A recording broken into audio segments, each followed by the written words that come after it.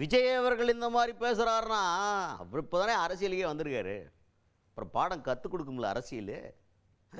இன்னொன்று கூட்டம் கூடுது அப்படிங்கிறதுனாலலாம் அது ஓட்டாக மாறிடாது அப்படின்னு ஒருத்தர் விஜயை பற்றி பேசியிருக்காரு. யார் இவர், ஏன் அப்படி பேசியிருக்கிறார் பார்த்துருவோம் வாங்க.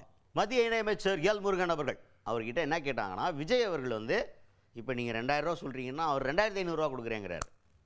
அப்புறம் அவரும் கல்யாணம் ஆகிற பெண்களுக்கு வந்து தங்கம் சீர் பண்ணுற மாதிரி நாங்கள் தங்கம் கொடுப்போன்ற மாதிரிலாம் சொல்கிறாரு. நிறைய திட்டங்கள் வந்து அறிவிப்பாக வெளியிடுறாரு தேர்தல் அறிக்கையாக.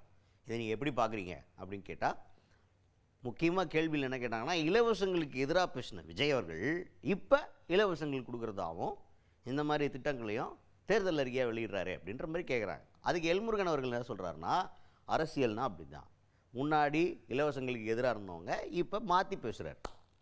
இப்படி தான் இருக்கும். அவருக்கு அவ்வளோதான் அண்டர்ஸ்டாண்டிங் இருக்கும். இன்னொன்று, அவருக்கு கூட்டம் கூடுதுங்கிறதுனால அவர் பலம் வாய்ந்த ஒரு அரசியல்வாதியாக மாறிட்டாருன்னு அர்த்தம் கிடையாது. நமக்கு சிரஞ்சீவிக்கு கூட அது கூட்டமா, விஜயகாந்த் அவர்கள் கட்சி ஆரம்பித்தார் அப்போ வந்து வராத கூட்டமா. ஆனால் என்ன ஆச்சு? இதெல்லாம் வரலாற்று எடுத்துக்காட்டுகள், இதெல்லாம் வரலாறு நமக்கு சொல்லிக் கொடுக்குறது. அதனால் அந்த கூட்டம் ஓட்டாக மாறிடும்னு நினைக்க வேணாம் அப்படின்ற மாதிரி பேசியிருக்காரு எல்முருகன் அவர்கள். அண்ணா நீங்கள் பாருங்கள், அவர் தான் இலவசங்கள் இல்லைன்னாரு, இப்போ இலவசத்துக்கு வந்திருக்கிறாரு.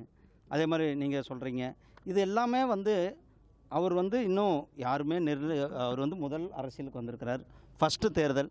அவர் இன்னும் எதுவும் ப்ரூவன் கிடையாது, எதுவும் நிரூபிக்கலை தமிழக அரசியலில் எந்தளவுக்கு தாக்கத்தை ஏற்படுத்துவார், இல்லை எந்தளவுக்கு வாக்குகளை வாங்குவார் என்பது எந்தவித கூட்டங்கள். நீங்கள் சிரஞ்சீவி அவர்களுடைய கூட்டத்தை நம்ம பார்த்தோம் ஆந்திராவில், சினிமா நடிகர், எவ்வளோ பெரிய கூட்டங்கள் வந்தது.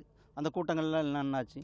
சகோதரர் அண்ணன் விஜயகாந்த் அவர்கள் கட்சி ஆரம்பிக்கும் போது என்ன ஒரு கூட்டம் இருந்தது, அதெல்லாம் இன்றைக்கி எங்கே இருக்குது? அதாவது சினிமா நடிகர்களை பார்க்க வர்ற கூட்டம் வேறு, அரசியலுக்கு வருகின்ற சகோதரர்கள் அரசியல் நோக்கத்தோடு பார்க்கின்ற கூட்டம் வேறு.